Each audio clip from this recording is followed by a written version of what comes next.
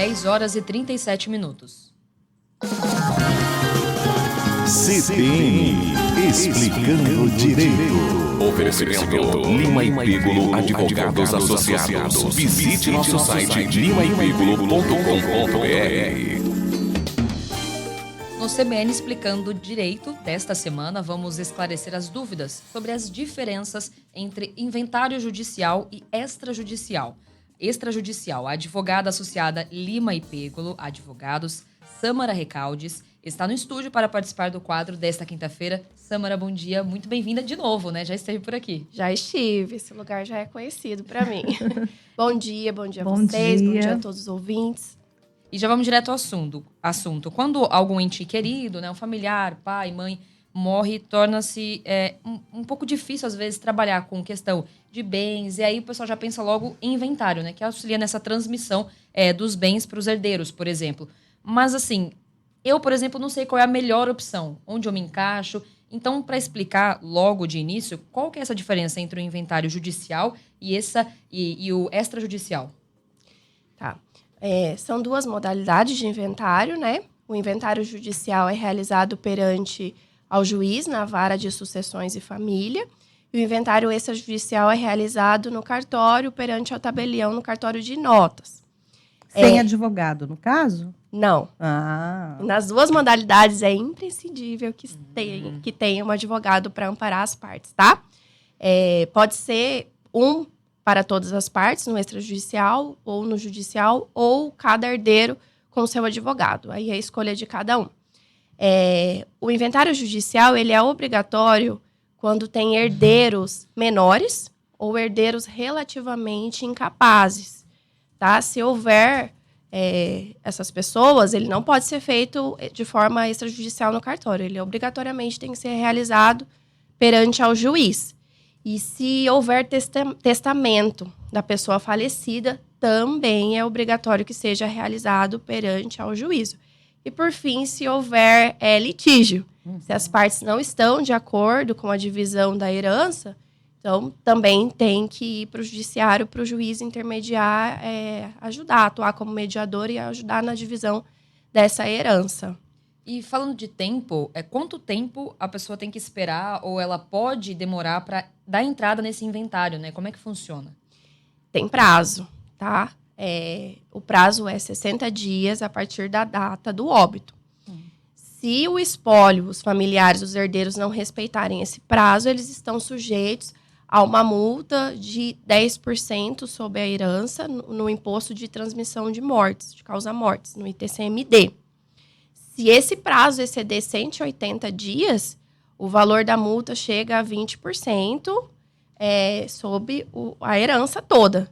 Então, é importante que as pessoas, quando haja perda de um ente querido, né, já depois de uns dias, já pense na abertura do inventário, tá? Não extrapolar o prazo de 60 dias. 60 dias é dentro da legalidade da lei. E eu fico com uma dúvida, assim, nesse sentido de precisar ou não de um advogado, né? Você falou que é necessário advogado de qualquer maneira entre uma ou outra opção. Mas, assim, quais são os principais erros, às vezes, que as famílias cometem, sabe? Desliza em alguma parte, falta algum documento, enfim. Qual que é o principal erro quando acontece de precisar do inventário, procurar um advogado? Na questão de regularização dos bens. Porque, às vezes, você faz a divisão dos bens e é o advogado que orienta ali se aqueles bens, quais são os bens que estão alienados perante acreedor fiduciário, se existem despesas, pendências, dívidas perante a Receita Federal. Então, o advogado, ele está ali para poder administrar, para poder sanar qualquer problema, para fazer a limpeza, para poder dar início.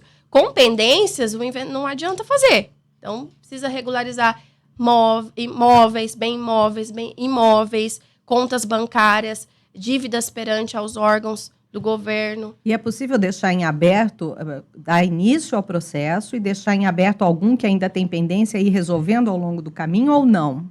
Não. Então, precisa regularizar todos os bens que estão envolvidos ali na herança. Quais são os principais documentos aí que vocês exigem das pessoas nesse momento? Tá? A gente precisa, para iniciar o inventário, as certidões do decujus perante ao município, perante ao estado, para saber o que ele deixou. Precisa fazer um levantamento dos bens, então as matrículas atualizadas para ver se esses bens estão livres e desembaraçados ou se tem alguma penhora ou alguma alienação pendente.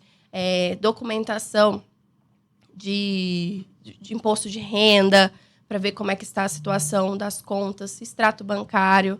E aí, todas essas pendências, quando a gente ingressa com o inventário, é nomeado um inventariante. Então, ele tem essa responsabilidade de administrar o inventário em nome do espólio, né?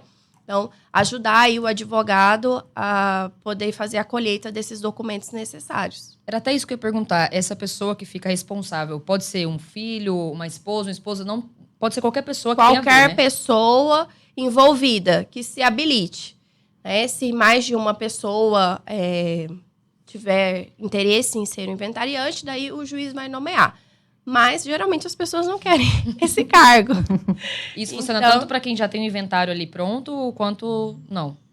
Para quem já deixa os bens, por exemplo, se um pai falece, ele já deixou tudo no testamento. No testamento precisa de um inventariante também, para fazer a abertura do testamento na via judicial.